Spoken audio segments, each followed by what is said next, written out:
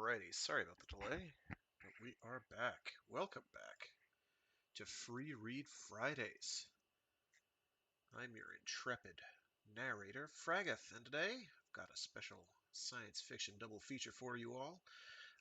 The prep work, the two short story likes that I'm going to be reading to prep you and set the stage for Echopraxia by Peter Watts. Which I'm really excited to be reading aloud over the coming weeks.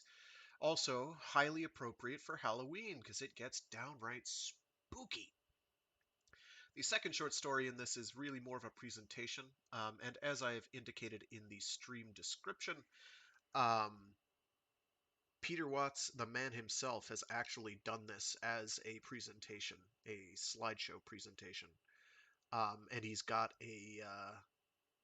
both a .swf version and which is Flash for those of you too young to remember Flash back in the day, from back in our day. And he's also got it converted to a WMV file, and it is excellent, and I highly recommend checking it out. If you don't like the way I read it or want to have an alternate take on it, presented as it would be in a presentation slideshow as it is set to be, I highly recommend checking that out. I've got the links there. I've got the link to the kernel, which I'll be reading. In fact, that is the link of it the version of it I will be reading is the one from Tor.com. Thank you, Tor.com, for continuing to host it. It is appreciated. Here I've got the cover image of, quote, the kernel, unquote. Whether that's the kernel or not, I couldn't actually tell you. This one's longish. Not come on. It'd be nice if my hotkeys worked. There we go. Good hotkeys. Hotkeys, good. Okay. It's longish, but not terribly so. It'll probably take an hour or so to get through.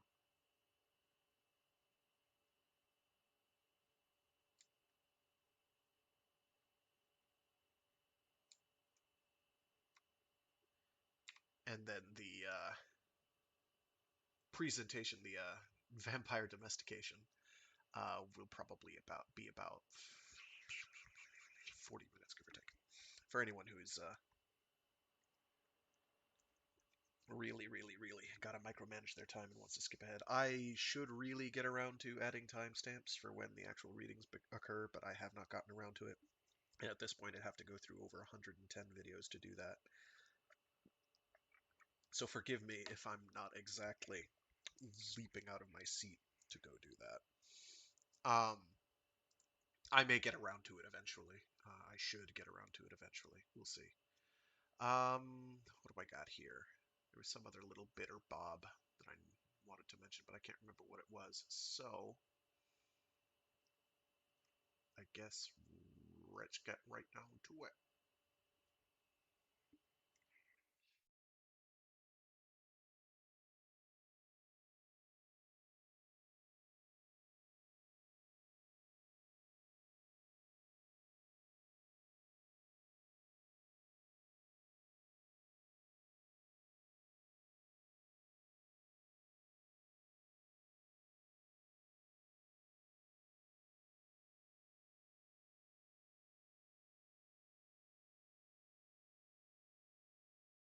Oh, that's what it is.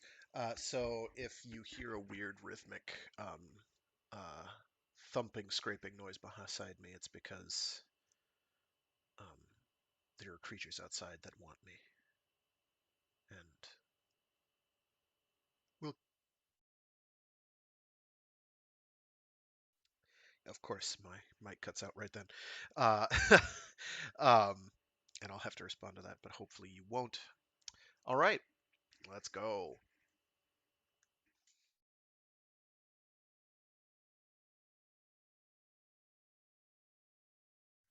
Geez, this font is small on a 4K monitor. This is gonna be. You know what? I'm about to put on my glasses. Hell with this. One sec.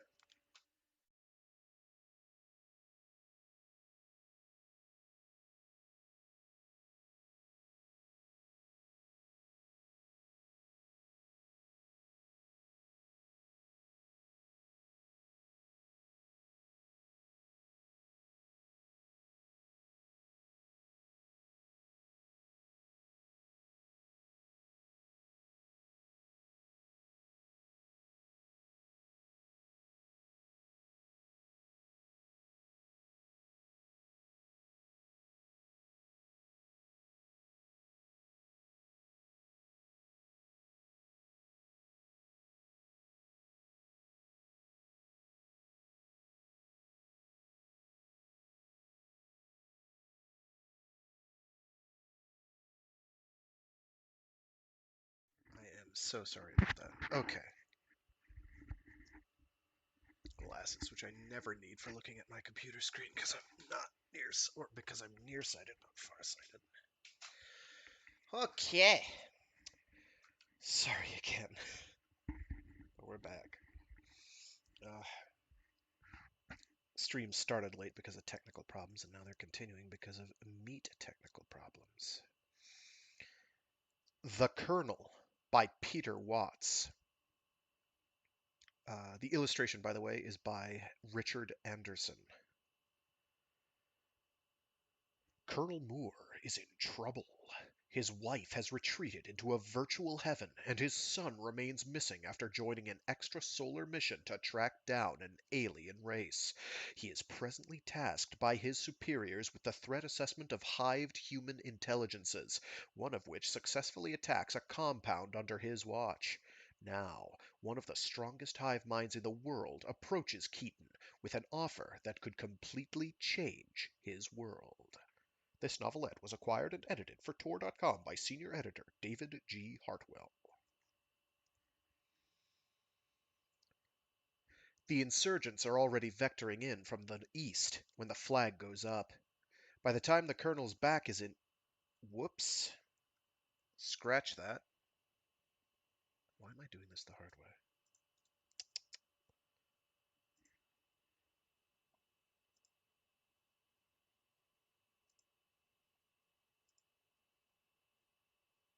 I skipped like 3 lines by accident, so I'm just going to make the text size larger.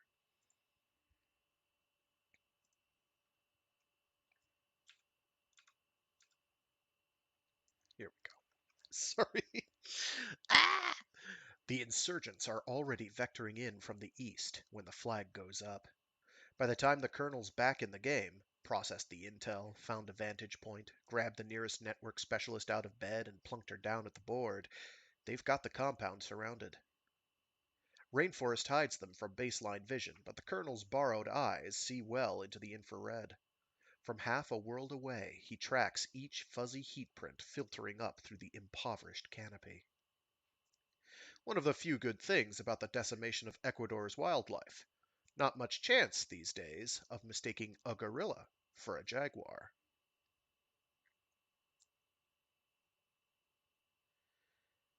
I make 13, the lieutenant says, tallying blobs of false color on the display. A welter of tanks and towers in the middle of a clear cut. A massive umbilical, studded with paired lifting surfaces along its length, sags gently into the sky from the pump station at its heart. 8 kilometers further west, and 20 more straight up, an aerostat wallows at the end of the line like a great bloated tick, vomiting sulfates into the stratosphere. There's a fence around the compound, of course, old-fashioned chain link with razor wire frosting, not so much a barrier as a nostalgic reminder of simpler times. There's a ring of scorched earth 10 meters wide between the fence and forest, another 80 from fence to factory. There are defenses guarding the perimeter. Can we access the on-site security? He tried, unsuccessfully, before the lieutenant arrived, but she's the specialist. She shakes her head. It's self-contained. No fiber in, no phone to answer. Doesn't even transmit unless it's already under attack. Only way to access the code is to actually go out there. Pretty much hack-proof. So they're stuck looking down from Geostat. Can you show me the ranges at least? Ground measures only. Sure, that's just blueprint stuff. A schematic blooms across the lieutenant's board, scaled and overlaid onto the real-time. Translucent lemon pie slices fan out from various points around the edge of the facility, an overlapping hot zone extending to the fence and a little beyond. The guns are all pointed out, though. Anybody who makes it to the hole in the donut is home free. The heat prints enter the clearing. The lieutenant collapses the pallet down to visible light. Huh, the colonel says. The insurgents have not stepped into view. They didn't walk or run. They're scuttling, for want of a better word. Crawling. Squirming arrhythmically. They remind the colonel of crabs afflicted with some kind of neurological disorder, flipped onto their backs and trying to right themselves. Each pushes a small bedroll along the ground. What the fuck? The lieutenant murmurs. The insurgents are slathered head to toe in some kind of brownish paste. Mud idols in cargo shorts. Two pairs have linked up like wrestling sloths, like conjoined twins fused gut to back. They lurch and roll to the foot of the fence. The station's defenses are not firing. Not bedrolls. Mats. Roughly woven natural fiber from the look of it. The insurgents unroll them at the fence, throw them up over the razor wire to ensure safe passage during the climb. The lieutenant glances up. They networked yet? Can't be. It'd trip the alarms. Why haven't they tripped the alarms already? They're right there. She frowns. Maybe they disabled security somehow. The insurgents are inside the perimeter. Your hack-proof security? The colonel shakes his head. Nah, if they'd taken out the guns, they'd just shit. What? Insulative mud, judiciously applied to reshape the thermal profile. No hardware, no alloys or synthetics to give the game away. Interlocked bodies, contortionist poses. How would those shapes profile at ground level? What would the security cameras see looking out across wildlife? They're impersonating wildlife. Jaguars and gorillas, my ass. What? It's a legacy loophole, don't you? But of course she doesn't. Too young to remember Ecuador's once proud tradition of protecting its charismatic megafauna. Not even born when that herd of peccaries and greenpeacers got mowed down by an overeager pillbox program to defend the local airstrip. Wouldn't know about the safeguards since legislated into every automated targeting system in the country, long since forgotten for want of any wildlife left to protect. So much for on-site security. The insurgents will be smart enough to hold off on coalescing until they're beyond any local firing solution. How long before the drones arrive? The lieutenant dips into her own head, checks a feed. 17 minutes. We'll have to assume they'll have completed their mission before then. Yes, sir, but what mission? What are they gonna do? Scratch the paint with their fingernails? He doesn't know. His source didn't know. The insurgents themselves probably don't know, won't know until they network. You could catch one off the ground this very instant, read the voxels right off her brain, get no joy at all. That's the scary thing about hive minds. Their plans are too big to fit into any one piece.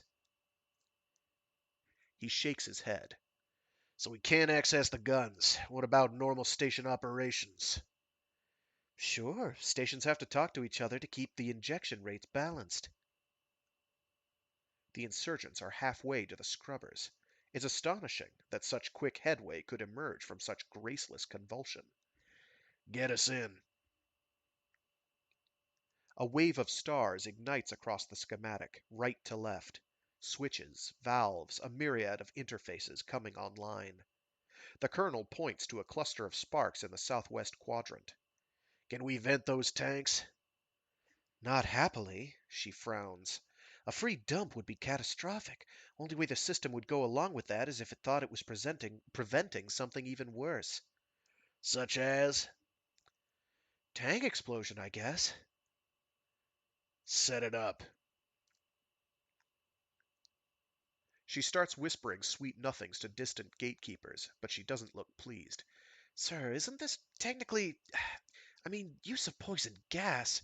Sulfate precursor, geoengineering stockpile, not a weapon of war. Technically. Yes, sir, she says unhappily. Countermeasures will have to be in place before they link up, Lieutenant. If there's any exploit, any at all, the Hive will see it. There's no way to outthink the damn thing once it's engaged. Yes, sir. Ready. That was fast. You said it had to be, sir. She extends a finger toward a fresh crimson icon pulsing on the board. Should I? Not yet. The colonel stares down from vicarious orbit, tries to make sense of the tableau. What the hell are they doing? What can even a hive mind accomplish with reed mats and a few kilograms of mu... Wait a second. He picks an intruder at random, zooms in. The mud sheathing that body has an almost golden glint to it now that he looks closely. Something not quite mineral, something...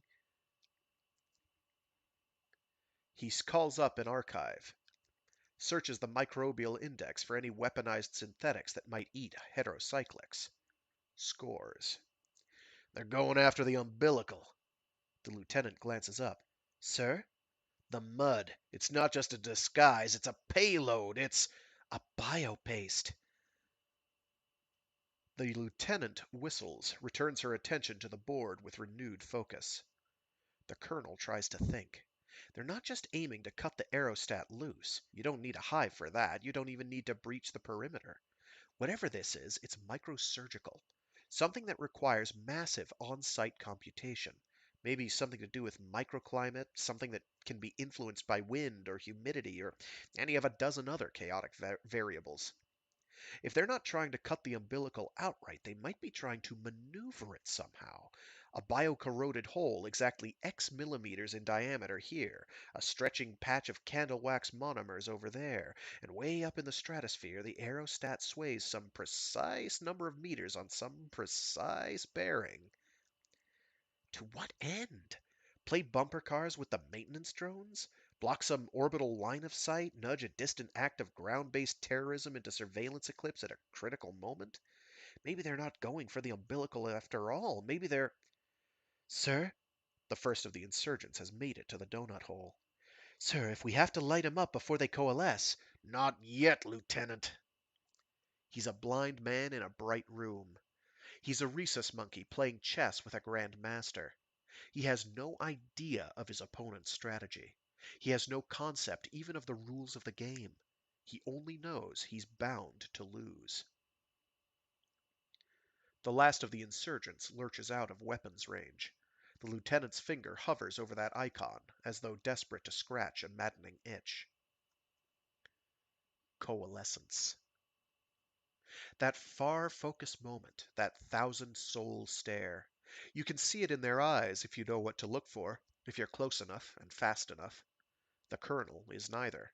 All he has is a top-down view through a telescope 36,000 kilometers away, ricocheted through the atmosphere and spread across this table. But he can see what follows. The fusion of interlocking pieces, the simultaneous change in physical posture, the instant evolutionary leap from spastic quadruped to sapient superweapon. Out of many, one. Now. It knows. Of course it knows. It's inconceivable that this vast emergent mind hasn't, in the very instant of its awakening, detected some vital clue, made some inference to lay the whole trap bare. The station's defenses wind belatedly into gear, startled awake in the sudden glare of a million thoughts. Multi-mind networks may be invisible to human eyes, but they're bright, blinding tapestries down in RF. The hive, safely behind the firing line, has no need to care about that. No, what's got its attention now is the wave of hydrogen sulfide billowing from the southern storage tanks. Silent, invisible, heavy as a blanket, and certain death to any standalone soul. No baseline would suspect a thing until the faint smell of rotten eggs told him he was already dead. But this soul does not stand alone. 11 of its bodies simultaneously turn and flee back toward the fence, each following a unique trajectory with a little Brownian randomness layered in to throw off the tracking algos. The other two stand fast in the donut hole, draw sidearms from belts. The colonel frowns. Why didn't the sensors pick those up? Hey, those are guns. That looks like bone, the lieutenant says. The nodes open fire. It is bone. Something like it, anyway. Metal or plastic would have triggered the sensors before they'd even reached the fence. The slugs are probably ceramic, though. No osteoderivative would be able to punch through the least of those conduits. Except that's not what the hive is going for. They're shooting at any old pipe or panel, anything metal, anything that might strike a spark. Because hydrogen sulfide isn't just poisonous, you idiot. It's flammable. Holy shit, the lieutenant whispers as the zone goes up.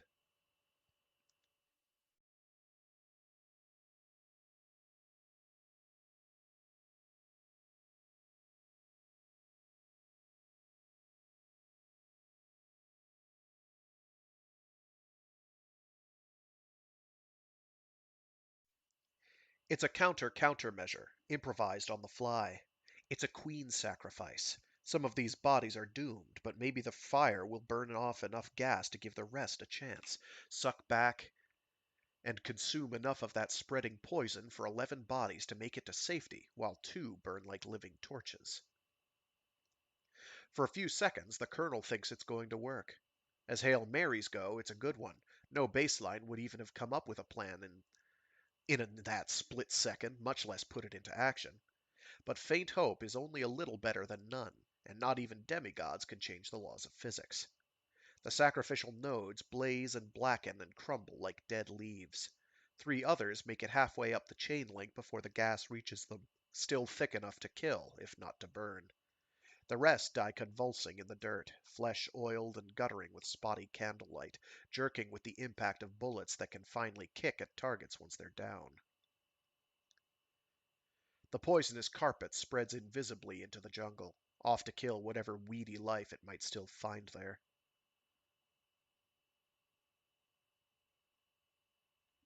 The lieutenant swallows, face pale with nausea and the unleashed memories of ancient war crimes. We're sure this isn't against the... She trails off, unwilling to challenge a superior officer, unconvinced by legalistic hair-splitting, unable to assess the threat posed by this vanquished enemy. But the threat is so very real. These things are fucking dangerous. If not for some happenstance bit of intel, unpredictable as a quantum flutter never to be repeated, this hive would have accomplished its goal without discovery or opposition. Or maybe it did. Maybe everything that's just happened was part of the plan. Maybe that lucky tip-off was deliberately crafted to make him dance on command. Maybe this was a defeat, and he'll never know. That's the thing about hives. Always 10 steps ahead.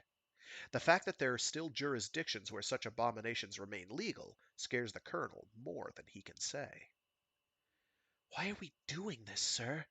He scowls. Doing what exactly? Fighting for the survival of the individual? But the lieutenant shakes her head. Why are we just... Why are we still just fighting all the time? Among ourselves? I mean, weren't the aliens supposed to make us all forget our petty differences? Unite humanity against the common threat? The ranks are full of them these days. They didn't threaten us, Lieutenant. They only took our picture. That's what everyone assumes, anyway. 64,000 objects of unknown origin, simultaneously igniting in a precise incandescent grid encircling the globe, screaming back into space along half the EM spectrum as the atmosphere burned them to ash. But they're still out there, whatever sent them is anyway, even after 13 years. 14. The colonel feels muscles tighten at the corners of his mouth, but who's counting? And with Theseus lost... There's no evidence Theseus is lost, he says shortly. Yes, sir. Nobody said it was going to be a weekend mission. Yes, sir. She returns her attention to the board, but he thinks there was something in her face as she turned away. He wonders if it might have been recognition. Unlikely. It was a long time ago, and he always kept behind the scenes. Well, he heads for the door. Might as well send in the clowns. Sir? He stops, but doesn't turn. I was wondering, if it isn't above my pay grade, sir, but you seemed really concerned about what that hive would do when it booted. No way we could keep up when it was engaged, you said. I'm waiting for a question, Lieutenant. Why did we wait? We could have gassed a lot of them before they ever linked up, and if they were that dangerous, well, it seems like a bad strategy. He can't disagree, which is not to say it was unwarranted. Hives are dangerous, Lieutenant. Never doubt that for an instant. That said, he considers and settles for something like the truth. If killing's the only option, I'd rather kill one than 13.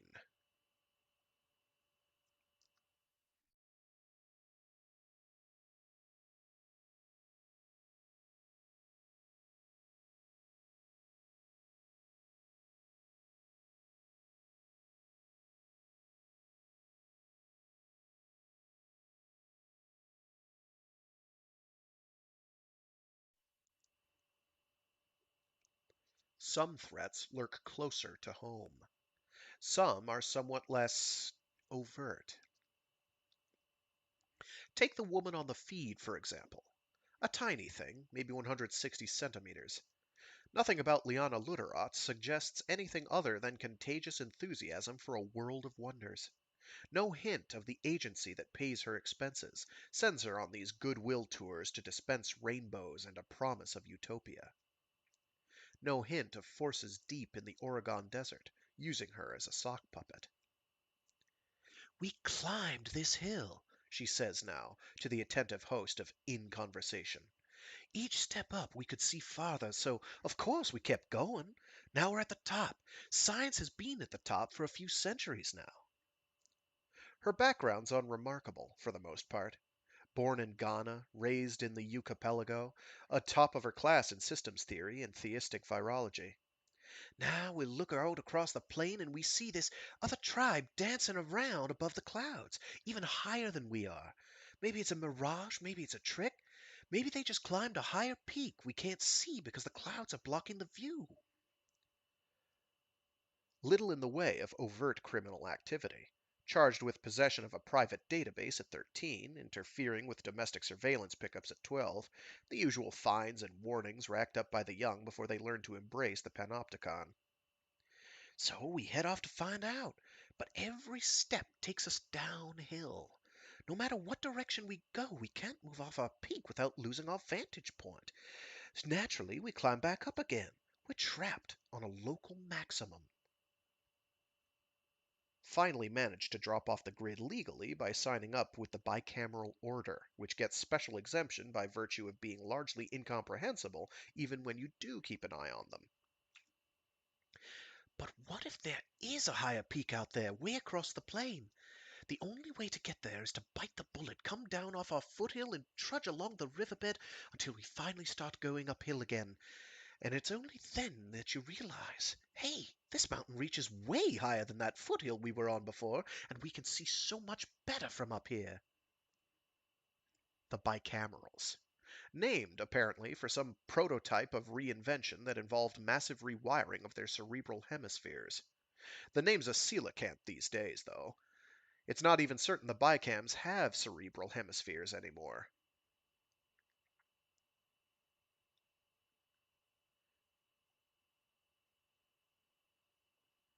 But you can't get there unless you leave behind all the tools that made you so successful in the first place. You have to take that first step downhill.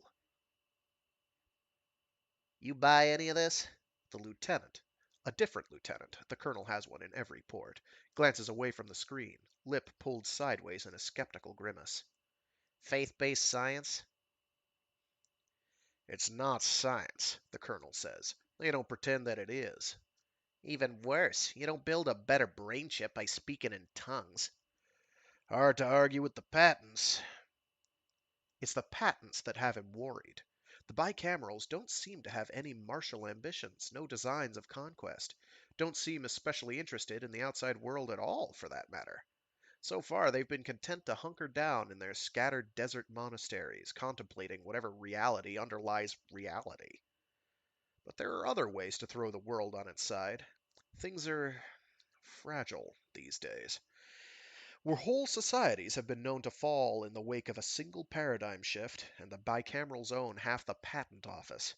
They could make the global economy eat itself overnight if they wanted to. It wouldn't even be illegal.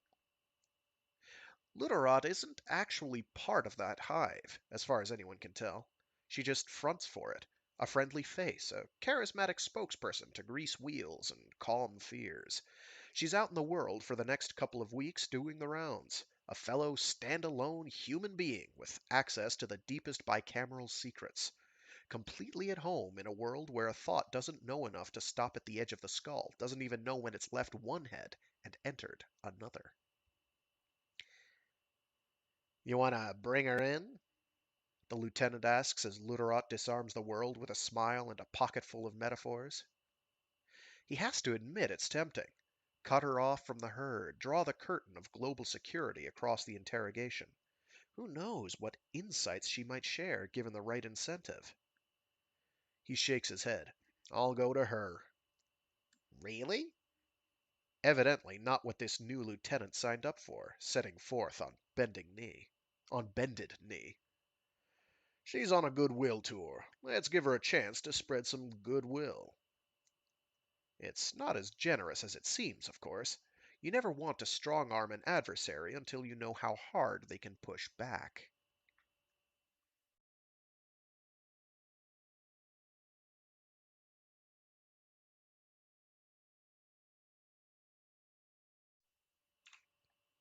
Whoops. This global survey, this threat assessment of hived minds, it's not his only assignment. It's only his most recent. A dozen others idle in the background, occasionally warranting examination or update. Realist incursions into the UK archipelago, a newly separatist Baptist convention building their armed Gyland out on the high seas. Gyland, sorry, because it's named after a gyre. The occasional court-martial of some antique flesh and blood infantry whose cybernetic augments violate the rules of engagement. They all sit in his queue, pilot lit, half forgotten. They'll flag him if they need his attention. But there's one candle the Colonel has never forgotten, though it hasn't flickered for the better part of a decade. It, too, is programmed to call out in the event of any change in status. He checks it anyway, daily. Now, back for a couple of days in the large empty apartment he kept even after his wife went to heaven, he checks it again. No change. He puts his inlays to sleep, takes grateful refuge in the silence that fills his head once the overlays in the status report stop murmuring through his temporal lobe. He grows belatedly aware of a real sensation, the soft tick of claws on the tiles behind him. He turns and glimpses a small, furry, black and white face before it ducks out of sight around the corner.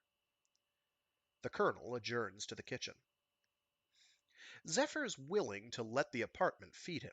He pretty much has to be, given the intermittent availability of his human servant, but he doesn't like it much.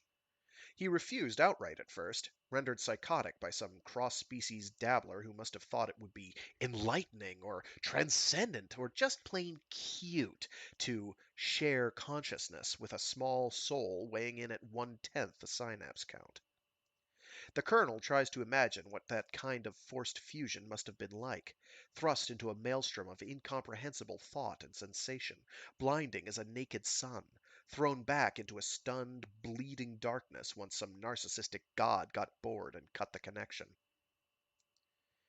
Zephyr hid in the closet for weeks after the Colonel brought him home, hissed and spat at the sight of sockets and fiber op and the low-slung house cleaner trundling quietly on its rounds. After 2 years, his furry little brain has at least rejigged the cost-benefit stats of the kibble dispenser in the kitchen, but he's still more phantom than fur, still mostly visible only from the corner of the eye. He can be coaxed into the open if he's hungry, and if the Colonel is very still. He still recoils at physical contact. The Colonel indulges him and pretends not to notice the ragged fraying of the armrest on the living room couch. He doesn't even have the heart to get the socket removed from the patch of twisted scar tissue on Zephyr's head.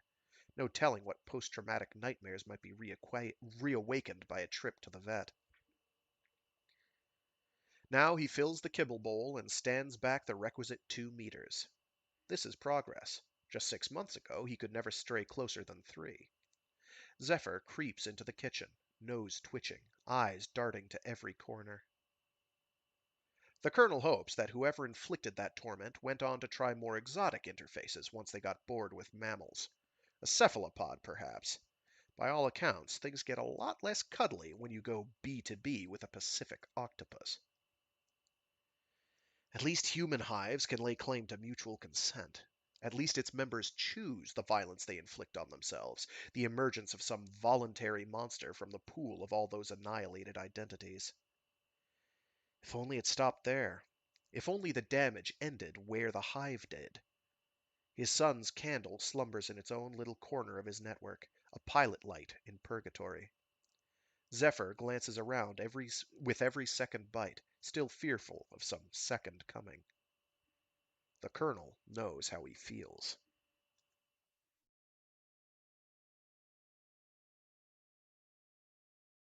Having had a rescue cat, I know exactly what is being described there, with a certain degree of painful accuracy.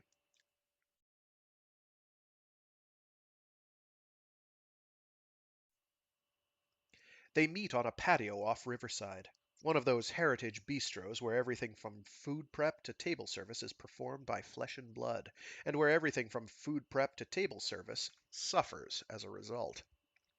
People seem willing to pay extra for the personal touch, anyway. You disapprove, Dr. Luterot says, getting straight to the point. Of many things, the Colonel admits. You'll have to be more specific. Of us, of what we do. She glances at the menu. Literally, it's printed on dumb stock. Of hives in general, I'm guessing. There's a reason they're against the law. Most of them, anyway. There is, because people get scared when things they can't understand have control over their lives. Doesn't matter how rational or beneficial any given law or policy might be. When you need 10 brains to understand the nuts and bolts, the unibrains get skittish. The sock puppet shrugs.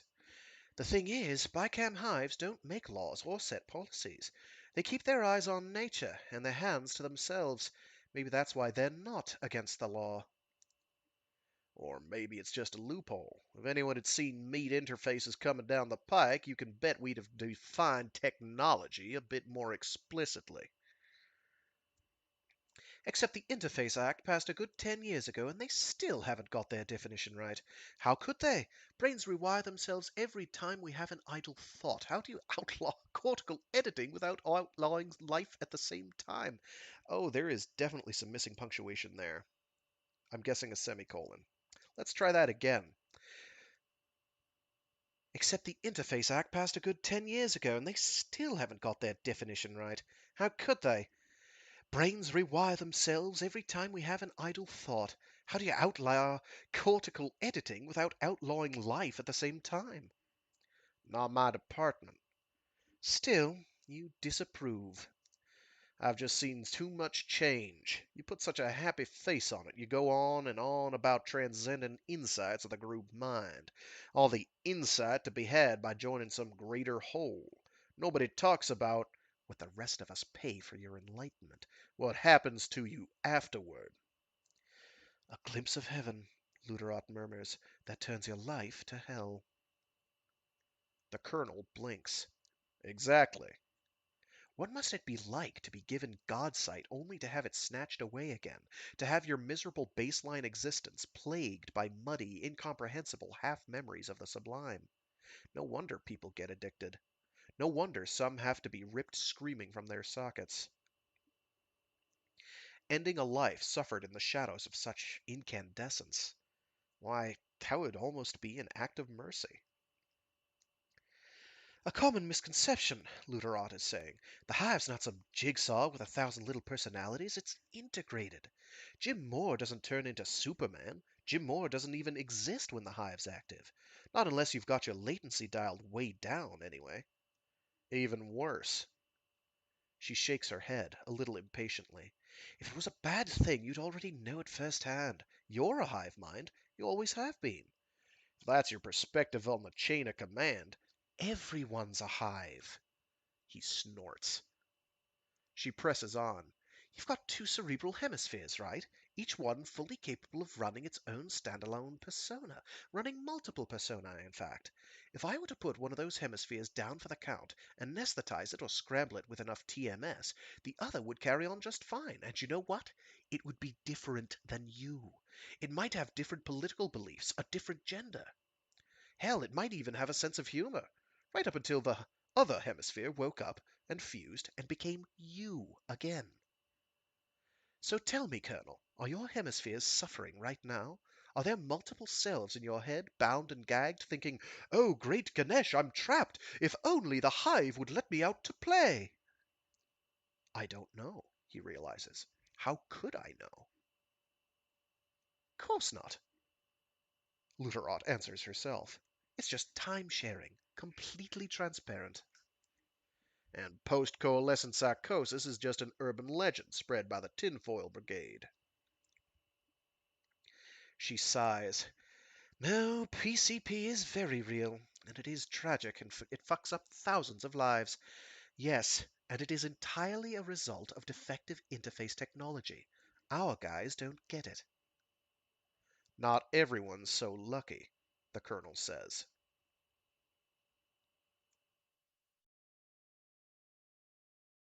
Oh, geez, give me a sec. I'm getting a phone call.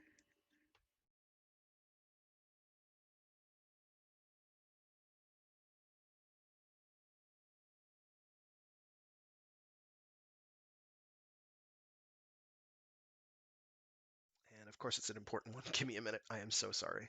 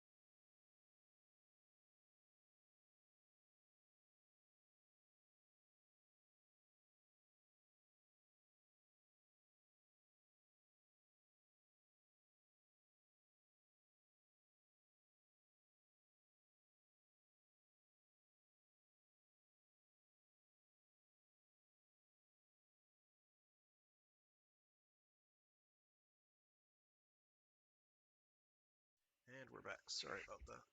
Let's turn that off real quick. There we go. Back to the kernel. Where were we?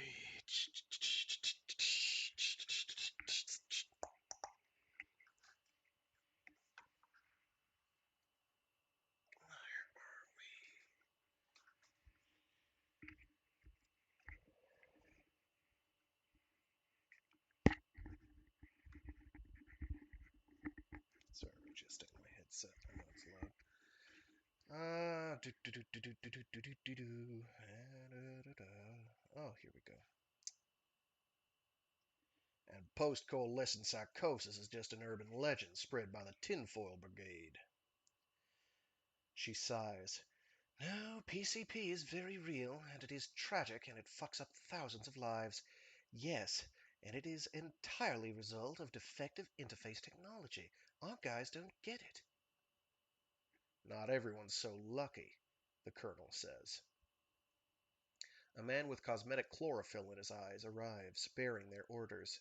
Luderod gives him a smile and digs into a cloned crab salad. The colonel picks through bits of avocado he barely remembers ordering.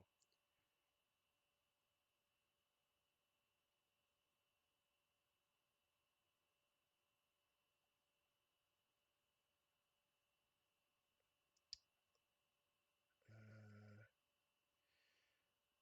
I think this is Colonel next.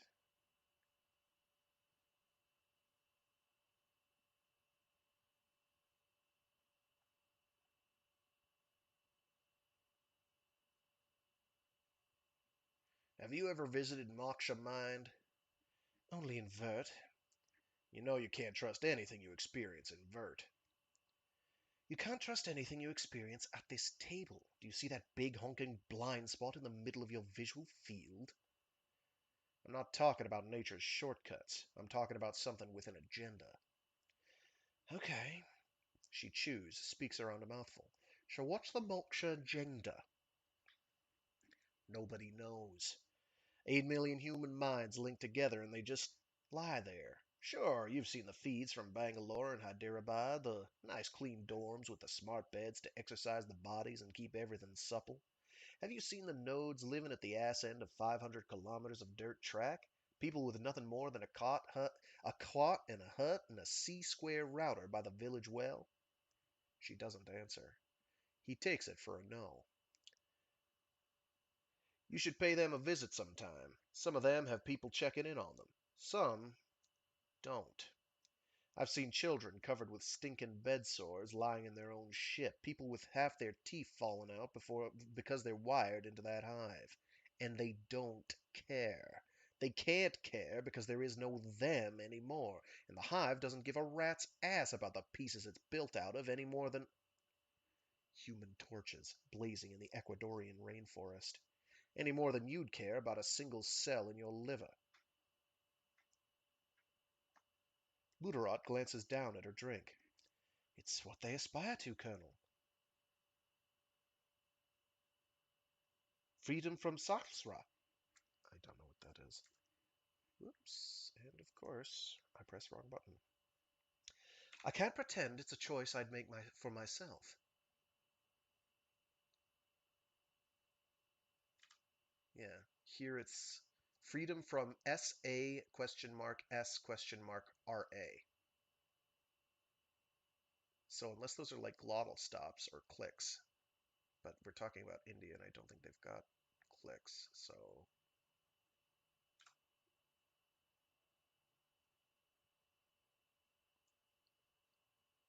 I can't pretend it's a choice I'd make for myself. She looks back up, catches his gaze, holds it. But that's not what's bothering you. Why do you say that? Because no matter how much you disapprove of their lifestyle, 8 million happily catatonic souls aren't any kind of military threat. You sure about that? Can you even begin to imagine what kind of plans could be brewing in a coherent thinking entity with a mass of 8 million human brains? World conquest. Luderod nods, deadpan, because that's what the Dharmic faiths are all about. He doesn't laugh. People subscribe to a faith. The hive is something else entirely. And if they're a threat, she says quietly, what are we? Her masters, she means. And the answer is terrifying. Moksha's not so radical when you get right down to it, she continues. It's built out of garden variety brains, after all. My guys played around with the cortical architecture. We've got entanglement on the brain. We've got quantum bioradio grown on principles you won't stumble across for another 20 years. You can't even define it as technology anymore. That's why you and I are talking right now, isn't it? Because if a bunch of networked baselines has you worried, how could the bicamerals not be a threat? Are they? He asks at last. She snorts. Look, you can optimize a brain for down there or up here, not both. Bicams think at Planck scales. All that quantum craziness is as intuitive to them as the trajectory of a baseball is to you. But you know what? He's heard it before. They don't get baseballs. They don't get baseballs. Oh, they get around okay. They can wipe their asses and feed themselves, but stick 'em in a big city and, well, saying it would make them uncomfortable is putting it mildly. He doesn't buy it. Why do you think they need people like me? You think they set up way out in the desert so they could build some kind of supervillain lair? Luterot rolls her eyes. They're no threat, believe me. They'd have a hard time getting across a busy street. Their physical prowess is the last thing I'm worried about. Something that advanced could crush us underfoot and never even notice. Colonel, I live with them. They haven't crushed me yet. We both know how destabilizing it would be if the Bicams marketed even a fraction, but they haven't, have they? Why would they? You think they care about a fucking profit margin in your fantasy world economy? Luterot shakes her head. You should be thanking whatever gods you subscribe to that they do hold those patents. Anyone else probably would have kicked the anthill over by now for no more reason than a good fiscal quarterly. So we're ants to you now. Whether you admit it or not, your world's better off with them in it. They keep to themselves, they don't bother anyone, and when they do come out to play, you cavemen make out like bandits. You you should know that already. The armed forces have been licensing our cryption tech for over a decade. Not lately, we haven't. Not since somebody up the chain got antsy about back doors. Although perhaps the colonel had something to do with that decision as well. Your loss. Just a couple months back, Coahuila came up with a, wow, boy, Ramanujan symmetric variant you guys would kill for. Nothing lays a hand on our algos. She reconsiders. Nothing baseline, anyway. It won't work, Dr. Luterot. She raises her eyebrows, the very picture of innocence. He leans across the table. Maybe you really do feel safe sleeping with your giants. They haven't rolled over and crushed you in your sleep yet. Maybe that you think that's some kind of guarantee they never will. I will never be that reckless. Again. Even after all this time, the qualifier still kicks him in the gut. They're not the enemy, Colonel. He takes a breath, marvels at its control. That's what scares me. At least you can hope to understand what an enemy wants. That thing, he shakes his head. You've admitted it yourself. Its ambitions won't even fit into a human skull. Right now, Luterot says, it wants to help you. Right. She peels off a fingernail and slides it across the table. He looks but doesn't touch. It's a crystal, she says after a moment. I know what it is. You couldn't have just sacked it to me? You would have accepted it? You would have let a bicameral storage dump data directly into your head? He concedes the point with a small grimace. What is it? It's a transmission. We decrypted it a few weeks ago. A transmission? From the Ort, as far as we can tell. She's lying. She has to be. The colonel shakes his head.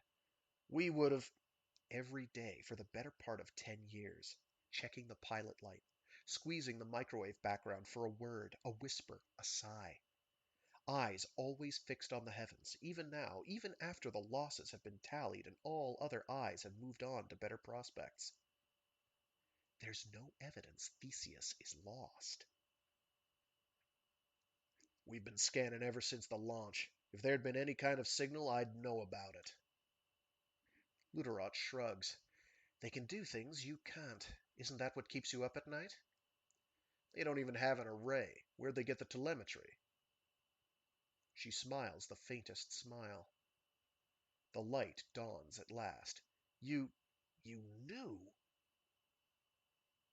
Luderot reaches across the table and pushes her dismembered fingernail a few centimeters closer. Take it. You knew I was going to reach out to you. You planned on it. See what it says. You know about my son. He feels his breath hissing through teeth suddenly clenched. You fuckers! You're using my own son against me now? I promise you'll find it worth... He stands. If your masters think they can hold him hostage... Luderot blinks. Of course not! I told you they want to help. A hive wants to help. It was a fucking hive in the first place that... Jim, they're giving it to you. He sees nothing in that face but earnest entreaty. Take it. Open it wherever, whenever you want. Run it through whatever filters or bomb detectors, whatever security you deem appropriate. He eyes it as though it sprouted teeth. You're giving it to me. No strings attached. Just one. Of course. He shakes his head, disgusted. And that would be... This is for you, Jim. Not your masters. Not Mission Control. You know I can't make that promise. Then don't take the offer. I don't have to tell you what happens if word gets out. You're willing to talk to us, at least. Others might not be so reasonable. And despite your deepest fears, we can't summon lightning from the heavens to strike down our adversaries. You spread this around, and there'll be bots and jackboots stomping through every monastery in Weston. That's West Hem, like Western Hemisphere. Why trust me at all? How do you know I won't authorize an op on the strength of this conversation? She counts the ways. Because you're not that kind of man. Because maybe I'm lying, and you don't want to risk lives and assets only to discover we can break down the lightning after all. And because, she taps the fake fingernail with a real one, because what if this is from Theseus, and you never get another chance? If you don't know, you don't, Luterot says, and the temptation pulls so relentlessly and the temptation pulls so relentlessly at his soul that he barely notices she hasn't answered the question. The device sits between them like something coiled. Why? He asks at last. They come across things sometimes, she tells him. Spin-offs, you might say, in the course of other pursuits. Things which aren't necessarily relevant to the bicams, but which others might find meaningful. Why should they care? But they do, Jim. You think that they're beyond us. You think that we can't possibly understand their motives. It's an article of faith with you. But here's a motive staring you in the face, and you can't even see it. What motive? He sees nothing but leg-hold traps gaping on all sides. It's how you know they're not gods after all, she tells him. They have compassion.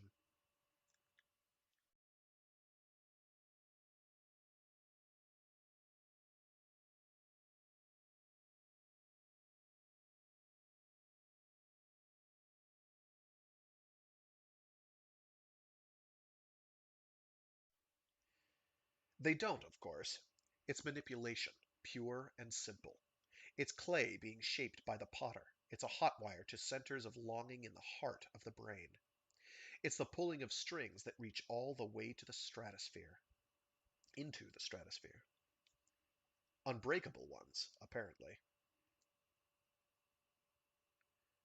Zephyr's claws click furtively in the next room as he opens the cache.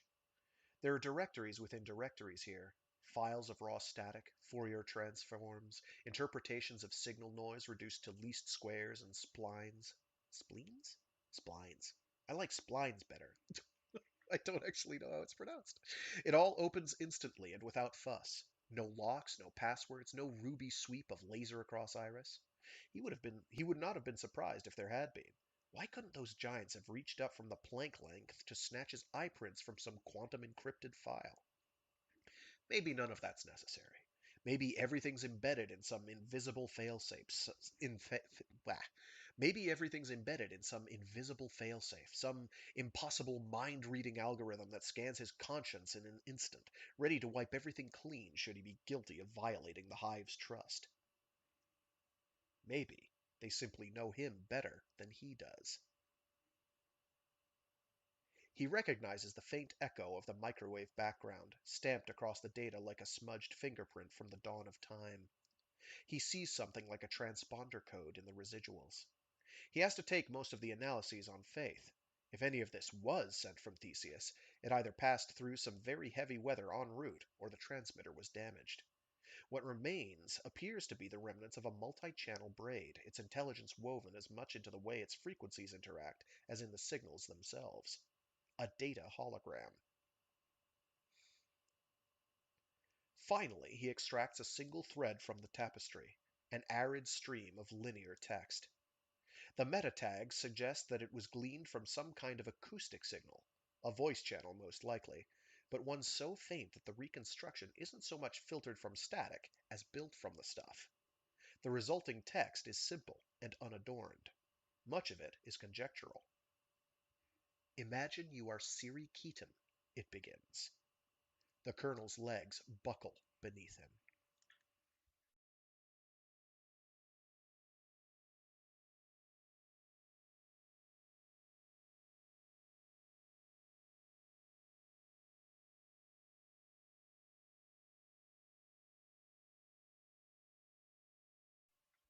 He used to go to heaven once a week, then once a month. Now it's been over a year. There just hasn't seemed to be any point. It's not a hive, not the sort that falls within his mandate anyway. Heaven's brains are networked, but it's all subconscious. Interneurons surplus to current needs, rented out for the processing power, while their waking souls float on top in dream worlds of their own imagining. It's the ultimate business model. Give us your brain to run our machinery, and we'll keep its conscious left. Oh, whoops. And we'll keep its conscious leftovers entertained. Helen Keaton is still technically his wife. Annulments are straightforward enough when a spouse ascends, but a few forms don't alter the reality of the situation one way or another, and the colonel never got around to doing the paperwork. She doesn't answer at first, keeps him in limbo while she finishes whatever virtual pastime he's caught her in the middle of. Or maybe just to make him wait. After a year, he supposes he can't complain. Finally, a jagged-edged cloud of rainbows descends into his presence, the shattered fragments of a stained-glass window. Its shards swirl and dance like schooling fish, some nearest neighbor flocking algo that conjures arabesques out of chaos. The colonel still doesn't know whether it's a deliberate affectation or just some off-the-shelf avatar. It's always struck him as a little over the top. A voice from swirling glass. Jim. She sounds distant, distracted, as disjointed as her own manifestation. 14 years in a world where the very laws of physics root in dreams and wish fulfillment. He's probably lucky she can speak at all. I thought you should know. There was a signal. A signal? From Theseus. Maybe. The flock slows, as though the very air is turning to treacle. It locks into freeze frame. The colonel counts off 7 seconds in which there is no motion at all. Helen coalesces. Abstraction congeals toward humanity. 10,000 fragments fall together, an interlocking three-dimensional puzzle whose pieces desaturate from bright primary down to muted tones of flesh and blood. The colonel imagines a ghost, dressing in formal attire for some special occasion. Siri? She has a face now. The particles of its lower half jostle in time to the name. Is he? I don't know. The signal's very faint, garbled. He'd be 42, she says after a moment. He is, the colonel says, not giving a micron. You sent him out there. It's true enough. He didn't speak out, after all. He didn't object, even added his own voice to the chorus when it became obvious which way the wind was blowing. What weight would his protests have carried, anyway? All the others were already on board, in thrall to a networked mob so far beyond caveman mentality that all those experts and officers might as well have been a parliament of mice. We sent all of them, Helen, because they were all the most qualified. And have you forgotten why he was the most qualified? He wishes he could. You sent him into space, chasing ghosts, she said. At best. At worst, you fed him to monsters. And you, he does not reply, abandoned him for this place before the monsters even showed up. You sent him up against something that was too big for anyone to handle. I will not be drawn into this argument again. We didn't know how big it was. We didn't know anything. We had to find out. And you've done a fine job on that score. Helen's fully integrated now, all that simmering resentment resurrected as though it had never been laid to rest at all.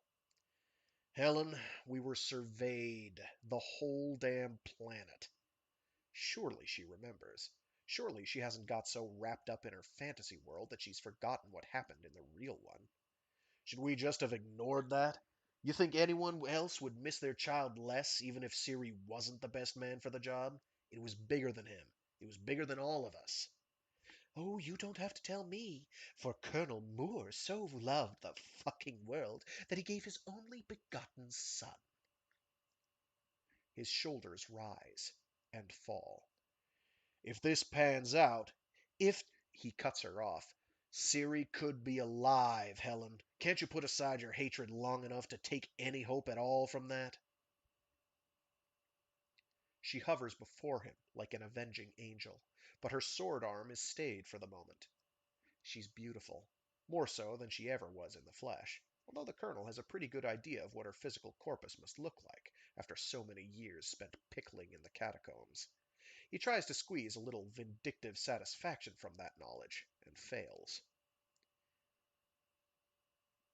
Thank you for telling me, she says at last. Nothing's certain. But there's a chance. Yes, of course.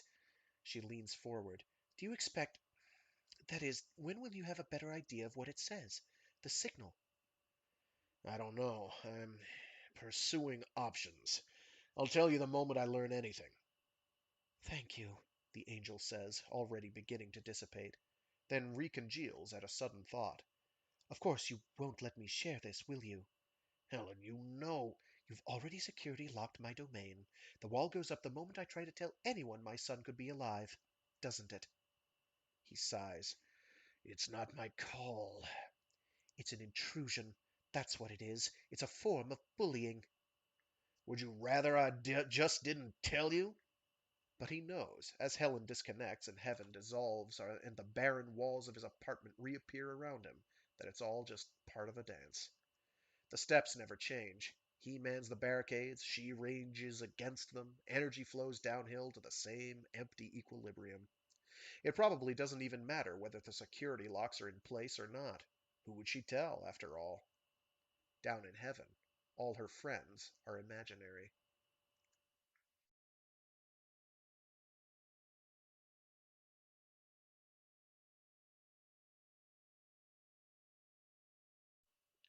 This is Jim Moore. The colonel stands at the edge of the desert. The Nissan idles at his side like a faithful pet. I will be unavailable for the foreseeable future. I can't tell you where I'm going.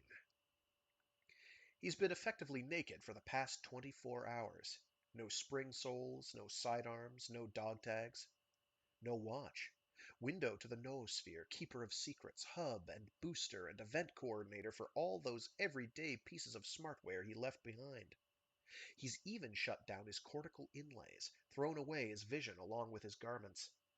All that's left is this last-minute voicemail, to be held in abeyance until he is beyond reach. I hope to provide a full debriefing upon my return. I don't know exactly when that might be. He stands there, weighing costs, weighing risks. The threat of greater gods, the hazards of beatific indifference. The threat posed by aliens from another world, the threat posed by aliens from this one. The delusional arrogance in the thought that some puny caveman scarcely climbed down from the trees might be able to use one against the other. The cost of a son. I believe that my service record has earned me some leeway.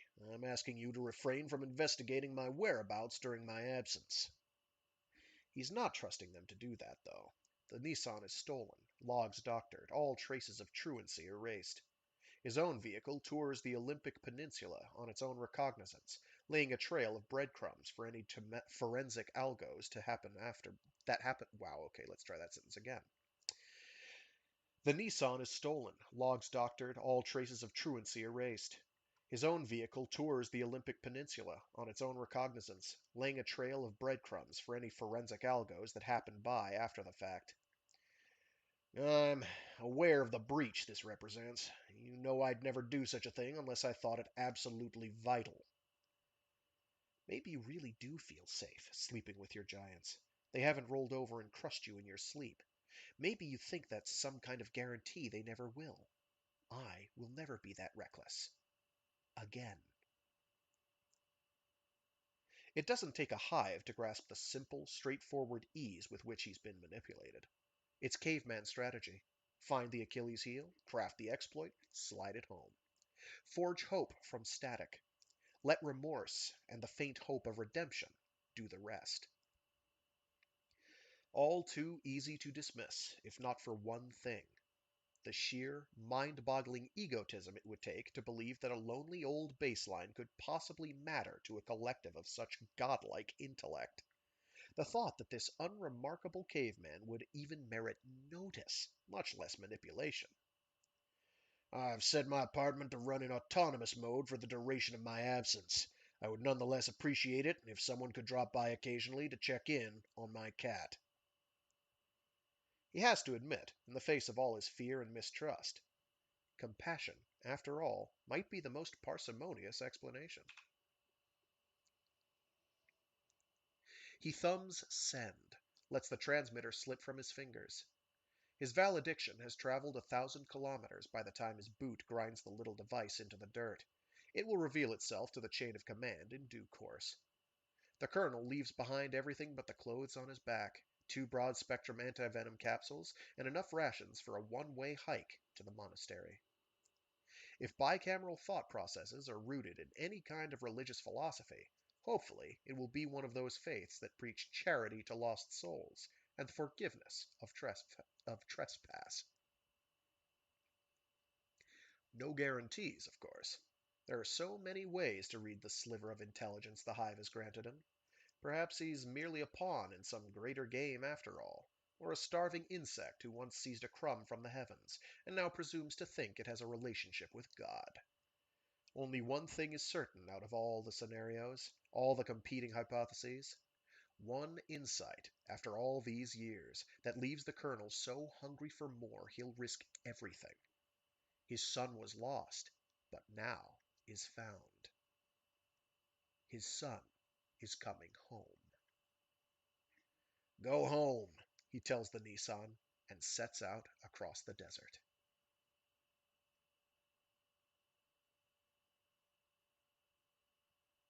And that was The Colonel by Peter Watts.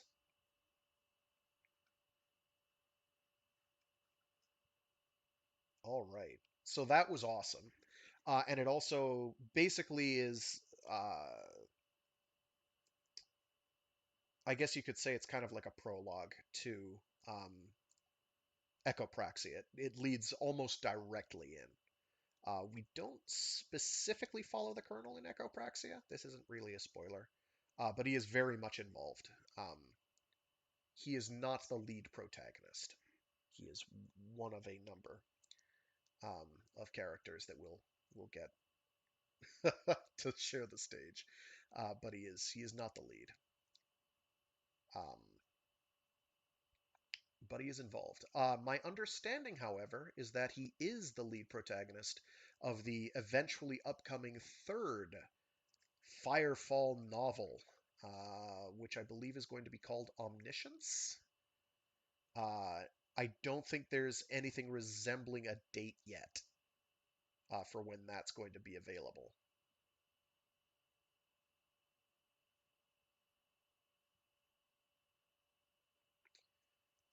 All I know is that he's still working on it, and occasionally he does little bits and bobs and snippets, little bits of prose that he's written on it that he'll post on his blog, which you can get at from the rifters.com website that I have linked. Um, you also get an insight into the man himself if you care for such things. I know some people don't. Usually I don't.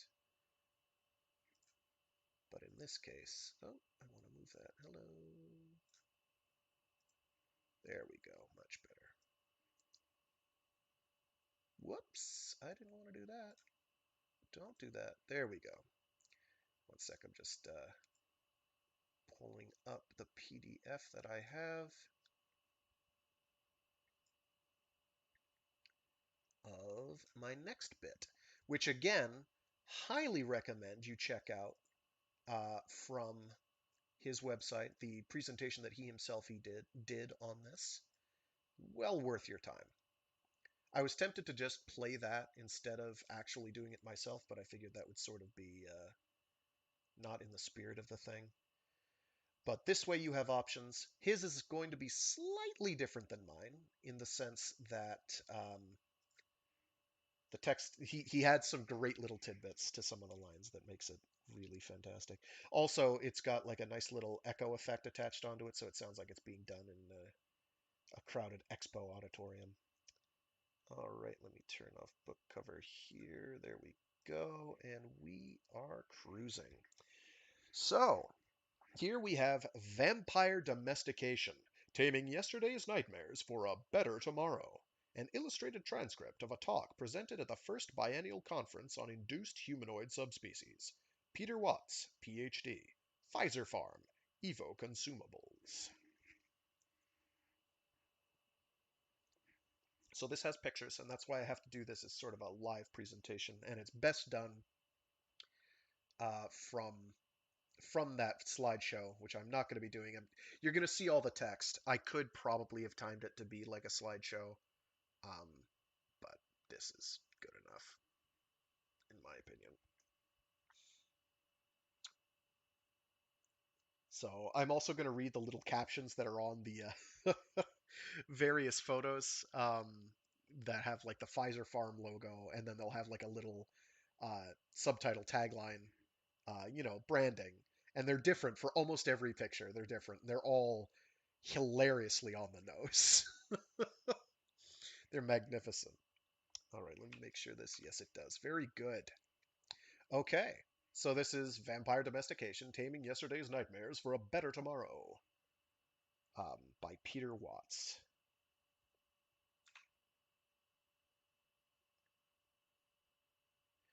This is Donnie Maas, a 9-year-old high-functioning autistic savant from New York. Very limited social skills, but he could calculate 6-digit prime numbers in his head. If you recognize the name, you'll know that this picture was taken before he was subjected to the experimental therapy in which a tweaked retrovirus rewrote certain critical genes linked to his condition. Basically, we hope to cure his autism by rewriting his code at the molecular level. Pfizer Farm. For the children. This is Donnie Maas 8 weeks after the onset of gene therapy. This discoloration is not anemia. Donnie's blood volume had actually increased by 7%, but he had begun to redistribute the blood volume away from the peripheral tissues and sequester it deep in the core, for reasons that were, at that time, unknown. And while this bloodless complexion is Donnie's most obvious physical symptom, there were others. Pfizer Farm, for all mankind. There were others, including, marked recession of the gum line and increased reflectivity of the retina, reminiscent of the tapetum lucidum found in the eyes of cats and other nocturnal predators. We also noticed behavioral changes. Donnie exhibited increased activity levels during nighttime and began sleeping during the day, and during sleep his metabolic rate fell to about half of what it should have been. Pfizer Farm, a better life for every stockholder. So I guess this is not the time for this, but fair warning, some of the images are going to be moderately disturbing, but it keeps most of the really nasty stuff away. Perhaps most disturbingly, psychological testing revealed an increasing lack of affect and reduced responses to emotionally charged stimuli. When shown photos of people mutilated during car accidents or Homeland Security interviews, for example, Donnie's skin conductivity and ECG were scarcely different from when he was shown neutral pictures, such as landscapes or still lifes. We would have liked to pursue this aspect further, and had in fact arranged for a series of MRIs, but Donnie's parents withdrew permission after one of our technicians accidentally left the slideshow running during visiting hours. Pfizer Farm, Freedom's Pharmacy. Suffice to say, based on the data we did collect, Donnie was developing the behavioral symptoms of a clinical psychopath. He was scoring progressively higher on the Hare psychopathy checklist, and his empathy quotient, which was pretty low to begin with, began dropping even further. And here you have a nice little chart showing his IQ and omnisavantism index skyrocketing compared to his empathy, which steadily goes down, and his psychopathy, there we go, nicely uh, trending upwards till it goes past that clinical threshold there. Pfizer Farm, eclipsing the competition. And around the same time, his performance on general pattern matching and logic tests began increasing, and his numerical hyperperformance, which had always been limited to the calculation of primes, began manifesting in other areas as well. Donnie was suddenly able to perform calendar tricks, and he developed a real facility for calculus. Unfortunately, we were never able to assess the ultimate extent of his abilities, since around the 11-week mark he grew increasingly uncooperative with our research staff, and at times became quite violent.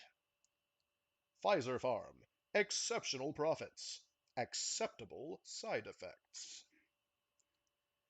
This is a picture of Donnie taken just prior to autopsy, 16 weeks after the onset of therapy.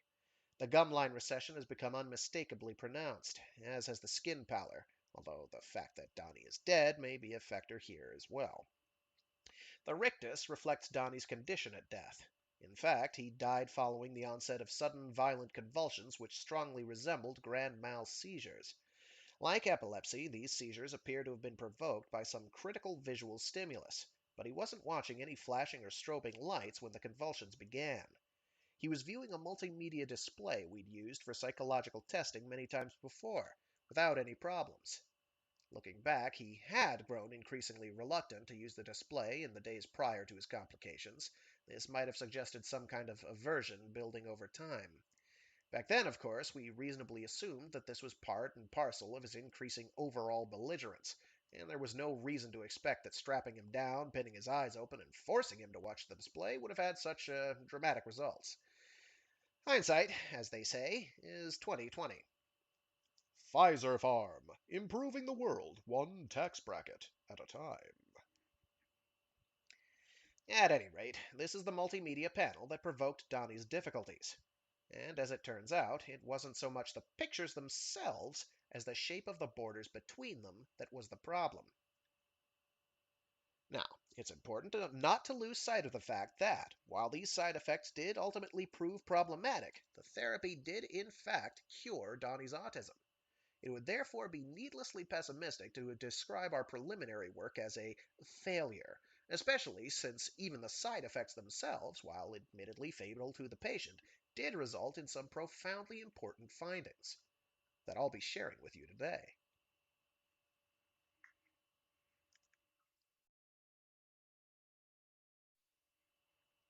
Pfizer Farm, flexible ethics for a complex world. Here's one of the slides. Obviously, they're all the pictures have been slides, but here's one of them. Everything here will be talked about in the following text, so we're just going to do that. Autopsy revealed a number of significant findings at both gross and microscopic levels. Capillary beds had formed in the body core. Now, we all have these. The digestive system is highly vascularized to facilitate nutrient transport from the intestine into the bloodstream, but the capillary meshes in Donnie's core were far more extensive than anything we'd seen before. Tissue levels of adenosine triphosphate were elevated. ATP is the chemical battery that powers the cell, and this explains the abnormal strength and stamina that Donnie displayed during his final days. Blood work turned up high concentrations of leukenkephalin, an opioid peptide found in animals like bears and squirrels, and is involved in hibernation. Donnie's immune system also showed unusual resistance to prionic diseases like Creutzfeldt-Jakob, also known as mad cow disease. Such resistance is usually found only in cannibalistic cultures. Cannibals are a high-risk group when it comes to prions. Donnie's amygdala and his visual cortex, essentially the pattern-matching wetware at the back of his head, were 7 and 13% larger than they should have been, respectively. Synaptic interconnections between the anterior cingulate gyrus and the rest of the brain were much slower than normal, almost as if the core of the brain were being isolated from the neocortex. Pfizer Farm, the future you deserve. We also discovered some very unusual wiring in the retina. Some of you may know that our eyes contain whole arrays of specialized receptor cells. Some fire only when they see light and shadow in conjunction. Some fire only when they see horizontal lines, horizons, and so on. In Donnie's case, the receptors that respond to horizontal lines had somehow become cross-wired with those that respond to vertical ones. When both sets of receptors fired simultaneously in a very specific way, that is, when intersecting right angles occupied more than 30 degrees of the visual arc, positive feedback generated a neural electrical overload in the visual cortex.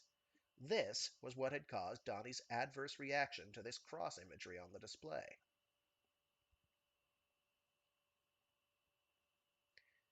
What the hell was happening here? Our best guess was that gene therapy had somehow kick-started part of Donnie's so-called junk DNA, activating a suite of ancient genes which haven't been expressed for somewhere on the order of a few 100,000 years. But these weren't just random accidental glitches. These were a complete set of interacting ancestral traits, systematically affecting everything from the GI tract to the central nervous system. You're all familiar with the hoary old cliche about the beast within or monsters from the id. It appears that the psychoanalysts might have actually guessed right on this one. Donnie appeared to be in the process of turning into a completely different organism, something that might even be a different subspecies. Pfizer Farm. No problems. No promises.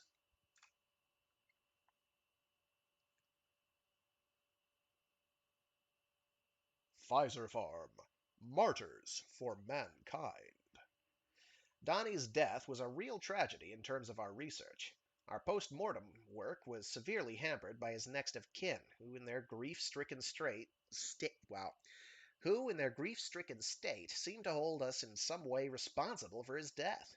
Despite our best efforts, they refused to release the body for further research, and our attempts at court action were hamstrung by a judicial system that tends to value motherhood issues over science. We were ultimately able to serve Donnie's parents with an emergency injunction compelling them to relinquish the body, but by that time the remains had been cremated. Pfizer Farm, making the most of every opportunity. But all was not lost. Donnie was far from a unique individual. The genes responsible for his transformation are widely spread among the population. They're just dormant in most of us. And it turns out that in certain cases, some of these genes do express spontaneously. It was looking increasingly possible that psychopathy, autism, and certain types of schizophrenia, to name but a few, might arise at least partly from the partial expression of these genes, albeit in a very broken and rudimentary form. Sociopaths and savants show us one or two bits of this hidden subspecies. Donnie showed us many more traits manifesting together, although he was still a few bricks short of an operational prototype. But if we could awaken these traits, and if the genes were present in other people, well, Who knew how much more we could discover with access to a large sample of human subjects under controlled conditions? Pfizer Farm. Never say die.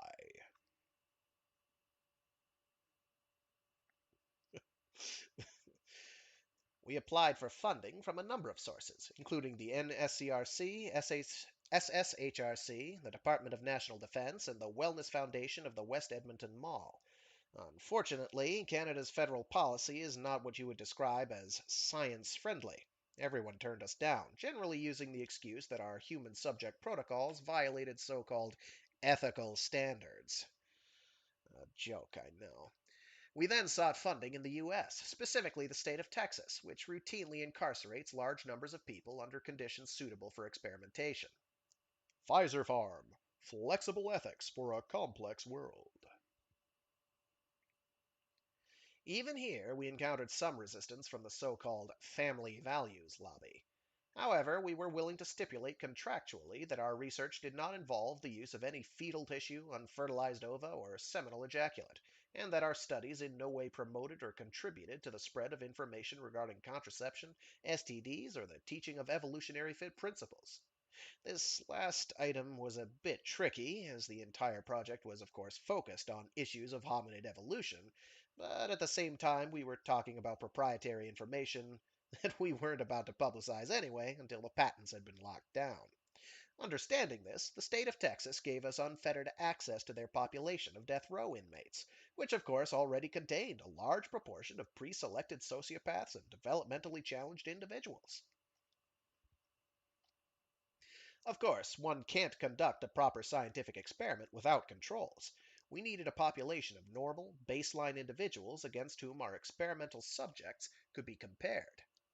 Discreet advertisements in the local media turned up little in the way of volunteers, but once again the Texas penal system came to our aid. As it turns out, a large number of convicts showed no sociopathic pathological tendencies whatsoever. In fact, many of them were not even guilty of actual crimes. They had, however, been incarcerated under conditions identical with those of true sociopaths. This made them an ideal and ready made control group.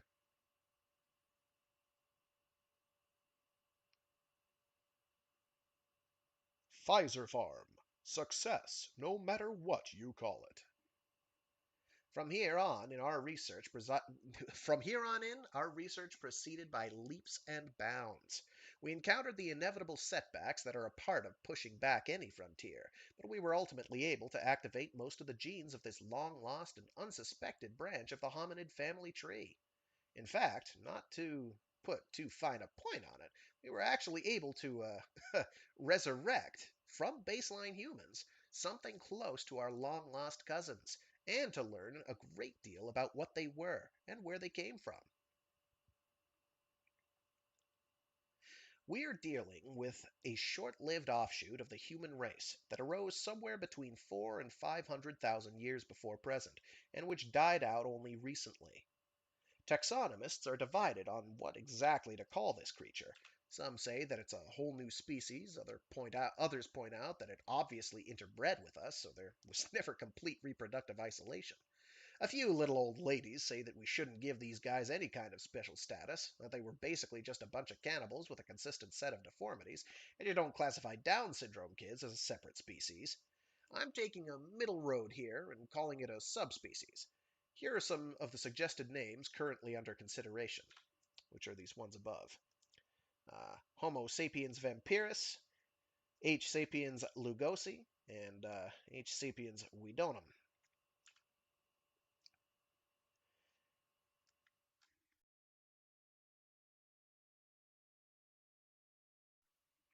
External diagnostic features are actually pretty subtle, both because vampires never lasted long enough to diverge greatly from the human baseline, and also because natural selection is going to promote superficial similarity.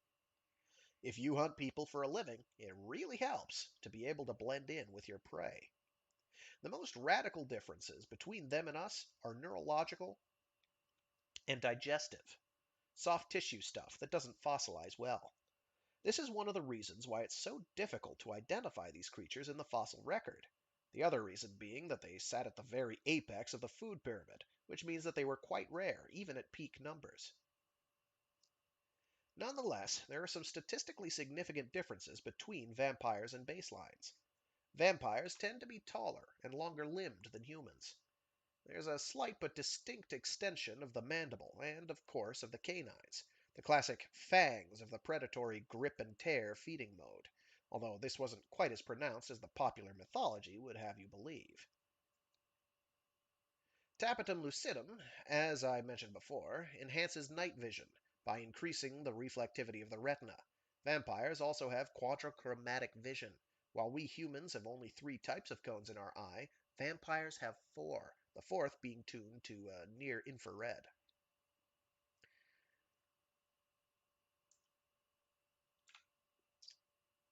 Pfizer Farm. Tomorrow's problems today.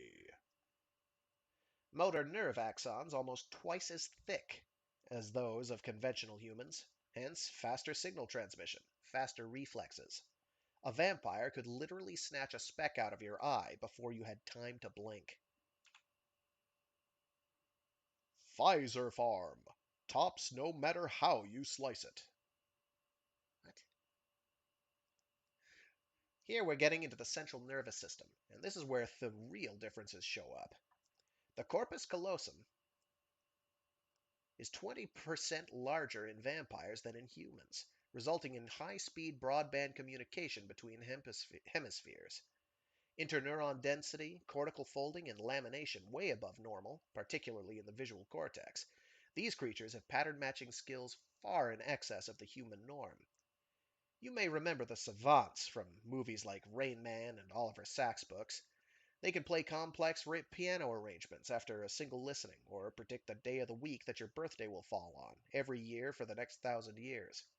Any of us could perform those calculations if we had to, painstakingly referring to our calendars and correcting for leap years and working out each year in turn. And you might think that savants simply do that faster than we do. No. Savants don't do those calculations at all. There is no process by which they work out these solutions. They simply see them, fully formed, laid out instantly. They don't even have to think about it consciously. You can do the same thing, in a very limited sense. If I show you one marble, you don't have to count it to know how many there are. One or two or three marbles, same thing. You don't have to count. You see. You just know. But if I showed you 10 or 20 marbles, you'd have to consciously tally them up. Savants don't. When they're in their groove, they see everything. Days of the week, 10-digit primes, you name it. Instantly. Savants generally manifest broken, barely functional fragments of the vampire genotype, so most of them can only do this for one or two splinter skills. Real vampires were omnisavants. Their groove extended to pretty much every logical and pattern-matching dimension known to man, and more besides. These creatures are insanely smart by human standards, and this leads to some very intriguing commercial applications, which I'll mention a bit further on. Pfizer Farm. Tops no... Wait, no, that's the same one. When you think about it, vampires pretty much have to be smarter than people, because they hunted people for a living. Lions are smarter than the gazelles, but for pretty much the same reason. By the same token, something else vampires have to be is clinically sociopathic. Among our own kind, a lack of conscience, of empathy for one's fellow human beings, is considered a pathology outside of corporate circles. We grow out of it after the age of about 2.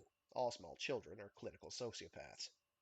Among vampires, though, sociopathy is an essential survival trait that persists into adulthood, much as it does in cats. If you felt empathy for your prey, you'd starve to death. Natural selection would have weeded moral vampires out of the gene pool faster than you could say Stephen Jay Gould. Pfizer Farm. Peak performance. Here's another prey-related problem vampires face: the predator-prey ratio. In most every case where one species eats another, the prey species is at least an order of magnitude more numerous than the predator, and breeds faster. The reasons for this are obvious. The transfer of food energy between trophic levels is very inefficient. Cows have to eat 10 kilograms of grass to make 1 kilogram of cow. It takes 10 kilograms of cow to make 1 kilogram of human, And of course, it takes 10 kilograms of human to make 1 kilogram of vampire. So, at any given level, you better make damn sure that the level below you outproduces you by at least 10 to 1, or you'll exterminate your own food supply. Vampires were therefore caught between a rock and a hard place. Their metabolic and reproductive rates were pretty much the same as ours. Nor was there much wiggle room to change this. It takes a certain non negotiable amount of energy for any warm blooded creature to reach a certain size and maintain a certain level of activity, and you can't cheat the laws of physics. Pfizer Farm, plundering nature's medicine chest. What you can do, though, is cut back on your activity levels. I mentioned earlier that Donnie's blood showed elevated levels of leukocephalin, the hibernation peptide. It turns out that vampires conserve energy and their food supply by extended periods of hibernation. As you know, suspended animation is not uncommon even among higher animals like birds and mammals. Shrews and hummingbirds have very high active metabolic rates, and would starve to death if they didn't shut down overnight. Elephant seals maximize their breath holding time on the sea floor by going into deep torpor while waiting for prey to happen by. Bears and chipmunks cut costs by sleeping out winter food shortages, and this lungfish can curl up and die for 4 to 7 years, waiting for the rains to return. Vampires were able to shut themselves down for decades, desiccating down to this beef jerky condition and entering what's commonly known as an undead state. This works for them in three ways. Firstly, it drastically reduces their energetic needs, redressing the original imbalance between prey production and predator consumption. Secondly, it gives the prey population time to recover in the event that it had been severely hammered by predation, and lets the vampires wait out food shortages. And thirdly, it's possible that these extended leaves of absence might give us time to forget that we were prey. Humans had, after all, grown pretty smart by the Pleistocene. We were smart enough to pass information from generation to generation, but we were also smart enough for skepticism. If you haven't seen any night-stalking demons in all your years on the savannah, why should you believe some senile campfire ramblings passed down by your grandmother? We were likely to get careless after a few decades with no vampires on the horizon. This last point remains controversial as well as conjectural. In order for this strategy to work, vampires would have to all clock out together, implying a level of cooperation that might be unlikely, given how solitary and competitive these creatures were. More on that later. Pfizer Farm. Health for the haves. At any rate, we believe that this is where the blood pooling strategy got started. Part of being undead involved sequestering blood around the vital organs and letting the peripheral tissues starve, much the way seals and whales triage their oxygen supply when cut off from the air. This proved so effective that over time it became a normal state of affairs even among active vampires. The ghastly white pallor of these things is actually a strategy for increasing their gas mileage. When lactate levels in the surface tissues get too high, or when vampires are feeding, blood is redirected to the skin and the complexion flushes. The moral here being, if you're next to a vampire and he starts looking embarrassed, run. Well, you won't get far. But this only happens occasionally and doesn't last long. Incidentally, if you're wondering why there is no ghastly white pallor on this fellow above, it's because, like so many of our captive subjects, he was of African American descent. Pfizer Farm. Silly icons. Serious business. By now, you might be wondering why vampires didn't simply resort to non-human prey. It's not as though humans were the only available prey species on the planet. Why go to all the trouble of evolving these radical, freakish adaptations to keep eating us when they could have just switched to warthogs or zebras? They may well have done so, but the fact that they went to such extreme lengths to accommodate human meat in their diet can only mean that they got something from us that wasn't available from other species, something essential to their survival. We actually lost a fair number of inmates finding out what it was. You may remember a year or so ago when Amnesty International put out a press release praising Texas for going a whole 2 months without executing anyone. What they didn't realize was that a hiatus in executions didn't necessarily mean a hiatus in mortality. We basically used up death row that year, and and even went into some insurance salesmen, insurance fraudsters. And this is what we found: a secondary loss of the ability to synthesize PCDH-Y, a protein responsible for certain aspects of central nervous system development. Since this protein occurs only in other hominids, human prey was an essential component of the vampire diet. So, what we have here is a very rare subspecies, forced to prey upon its closest kin, which themselves were quite rare, being also near the apex of the pyramid. They were forced to commit a number of evolutionary backflips just to stay in the game. They were easily smart enough to outmaneuver us, but we weren't their biggest problem. Their biggest problem was just as smart as they were, and just as dependent on the limited supply of human prey. Their biggest problem was other vampires. This is what happens when you put two vampires in the same room. Pfizer Farm, doing the best we can. Competition for prey evidently ensured that vampires were solitary, very territorial, and mutually antagonistic. Our marketing people had entertained thoughts of teams of vampires working together to solve the world's ills, but apparently natural selection never taught them to play nicely together. This picture was taken after an early attempt at marketing the cooperative angle, an avenue that we abandoned shortly afterwards.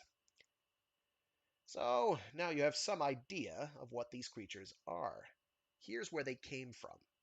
Judging by nuclear introns and mitochondrial satellites, we think that vampires split off the human lineage something less than 500,000 years ago and persisted, albeit in small numbers, into the beginning of historical times. We trace their genesis to a paracentric inversion mutation on the XQ21.3 block on the X chromosome, resulting in functional changes to the genes that code for protocatecherins. PCDH-Y is a protocatecherin, and as I've mentioned, they play a critical role in the development of the central nervous system. They occur in the headwaters of CNS development, as it were, and a relatively small change far upstream can lead to a whole variety of interrelated cascade effects. These include many of the features you've heard about today. Pfizer Farm, ancient remedies, modern markups. Now, I'm not saying that a single mutation made all these improvements in a single lucky step. Evolution doesn't work that way. What I am saying is that a headwater mutation had such a huge impact on so many aspects of CNS development that basically the whole deck of cards got shuffled. Suddenly, there was far more variation for natural selection to work on, and so vampires could arise relatively quickly from that background chaos.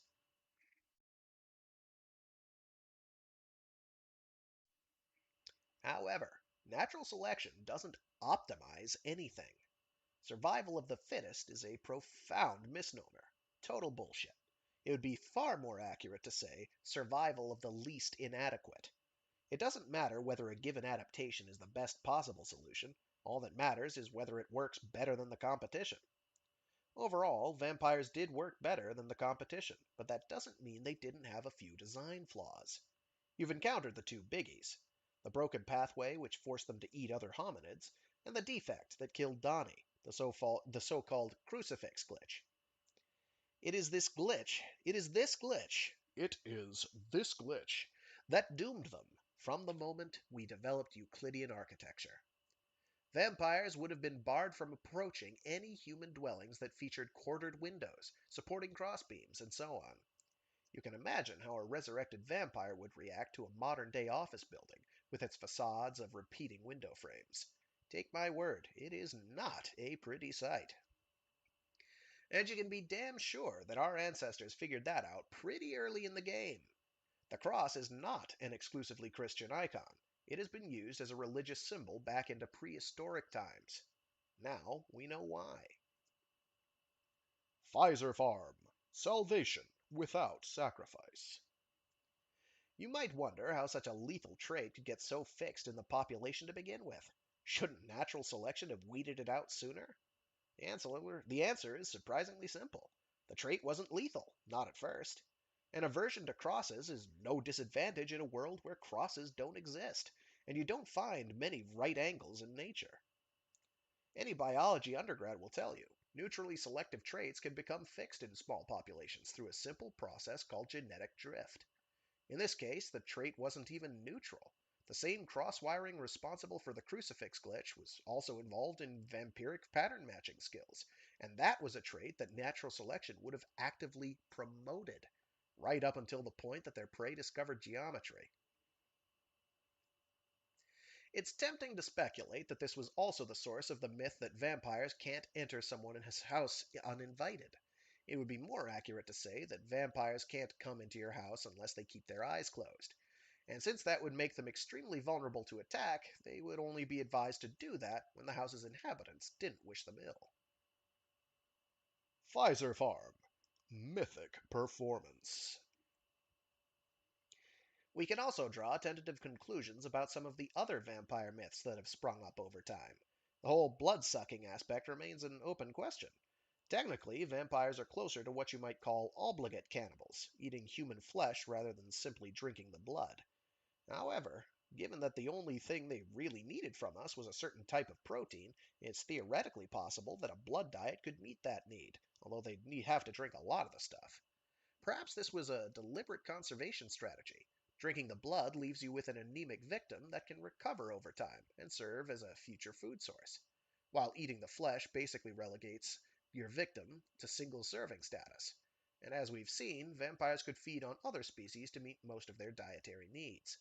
They were much smarter than us, smart enough to figure out the virtues of resource conservation, a concept that baseline humans seem to have a hard time grasping even now.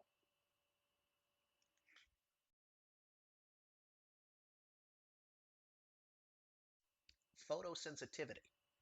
None of our subjects developed xenoderma pigmentosum, a rare photosensitive skin condition which some have linked to vampirism in the past.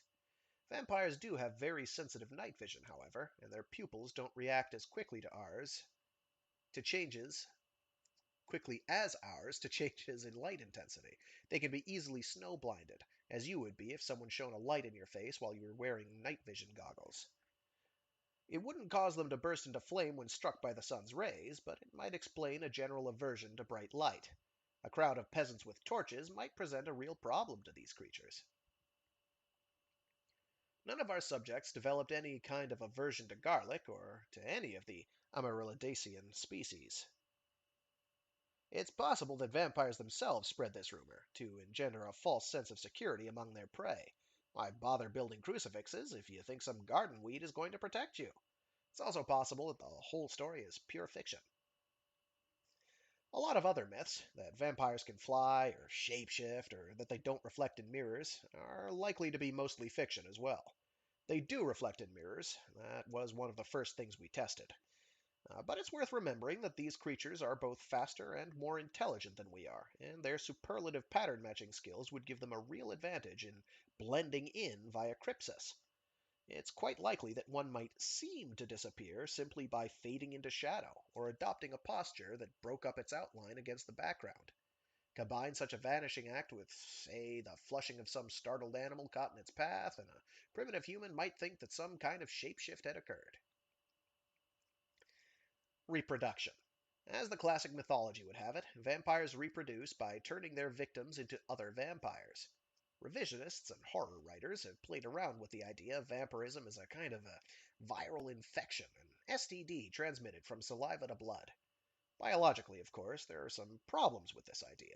If you create another vampire every time you feed, it won't be long before all your prey have been turned into vampires, all of which will get very hungry very fast. However, the idea isn't as absurd as it may seem on the surface. Lateral gene transmission is not unheard of in nature. Certain microbes are known to act as carriers for the DNA of other species, transmitting them from one host to another. And in any event, it appears that predator and prey share many of the same genes anyway. Perhaps the only thing that needs to be transmitted is some kind of catalyst to activate them.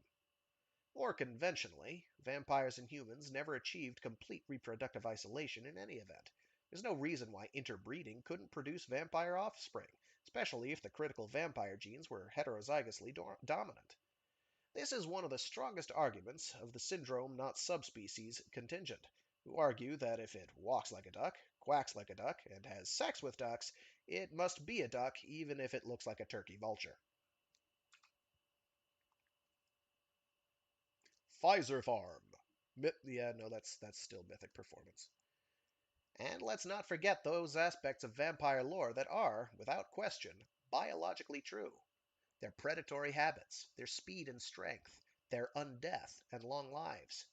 And, of course, the crucifix glitch, which spelled the end of the vampire lineage, although they obviously persisted long enough to embed themselves in our cultural mythology.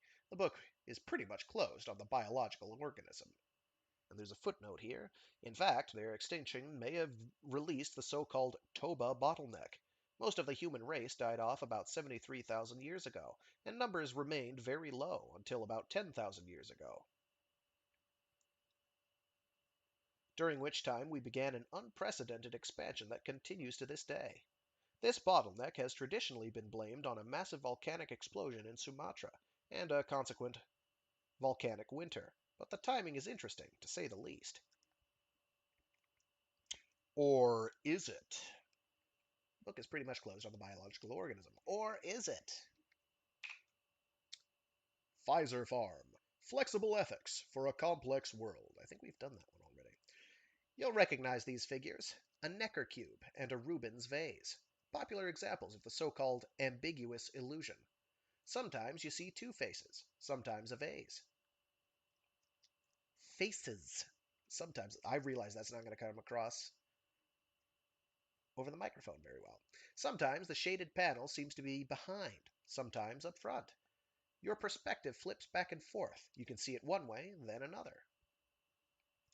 Vampires can see it both ways at once. They don't have to flip back and forth. They can do something that's neurologically impossible for us.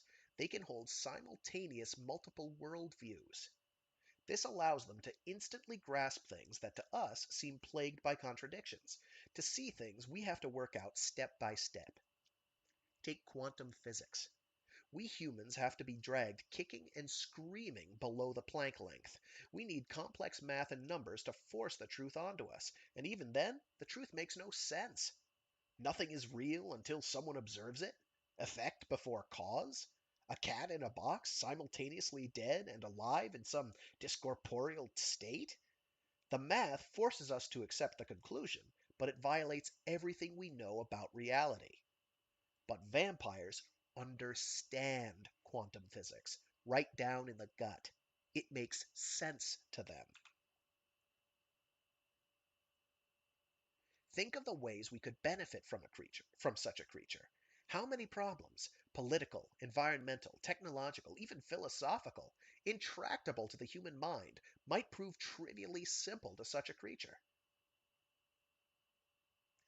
Not even computers offer such problem-solving potential. Because no matter how many computers you network together, no matter how many quantum or classical elements you plug in, you're still dealing with a machine that was ultimately designed by humans and which therefore reflect the limitations and constraints of a human mindset. In contrast, we would not be designing vampires at all. Evolution has done that for us. We would be merely resurrecting them. Pfizer Farm. No promises, no problems. Some might question whether vampires could ever fit into modern society. But remember that modern sociopaths are, in effect, fragments of vampire kind, manifesting in a human body. And sociopaths are among the most successful players in business, industry, and medicine. Ruthless pragmatism, lack of conscience, and freedom from fuzzy, touchy-feeling emotions like empathy are prerequisites of success in today's corporate environment. In fact, corporations themselves, as legal entities, meet all the diagnostic criteria for clinical sociopathy under the DSM-4. We know vampires could prosper in such an environment because, in a very real way, they already do.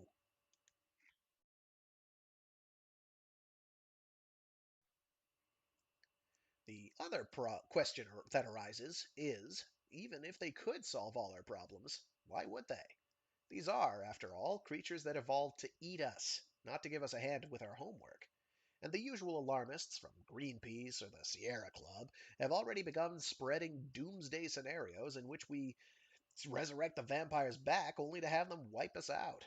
And I'm the first to admit that you certainly wouldn't want to bring these creatures back without some kind of safeguards in place. But even here, the vampires prove to be our biggest ally, because vampires come with their own safeguards built in. The crucifix glitch did them in once already, and it would kill them off even faster nowadays in our right angle filled urban environments. In fact, the only way we were able to keep them from going into convulsions at the drop of a hat, and I'm revealing a bit of a trade secret here, but we've already patented the molecule, so no harm, no foul, was by keeping them on a strict regimen of what we call anti-Euclidean neurotropes. We have developed a drug that suppresses the seizures resulting from the crucifix glitch, a drug which allows vampires to function normally in metropolitan settings. And without this drug, they will die. We have them on a very short and unbreakable leash, and they are more than intelligent enough to realize that serving our interests is in their best interests. Certain people who place emotion above intellect have called what happened to Donnie Moss a crime. They are wrong. What happened to Donnie was only a tragedy, and it was a tragedy with a silver lining. The real crime would be if we let squeamishness prevail, if we turned our back on this opportunity to make the world a richer, better, yes, even a safer place. Donnie would want us to push on, for it is Donnie. For it is for Donnie, and for all the children of the world, that our first commercial batch of vampires is gestating even as we speak. We anticipate FDA approval within the month, and in the very unlikely event that that doesn't happen, a number of third world countries have already offered to host our research under the very favorable tax and regulatory conditions that they offer. Uh, the potential benefits to mankind are incalculable, and with the proper safeguards in place, we can virtually guarantee that nothing could possibly go wrong. Thank you. And that was Vampire Domestication by Peter Watts. All right, folks, and that'll have to do it for today. Thanks for tuning in. Hope you dug it. Hope you're ready for next week, where on Free Read Fridays, where I read short stories and indeed entire novels aloud, I'll be starting our read through of Echopraxia, also by Peter Watts. Vampires take not quite center stage, but they are very important to the proceedings in ways that they weren't necessarily in Blindsight, though they were still important there with Yuka Sarasti. Here we meet another vampire who really goes out of their way to show how terrifying this modern conception of a vampire, in this setting anyway, can be.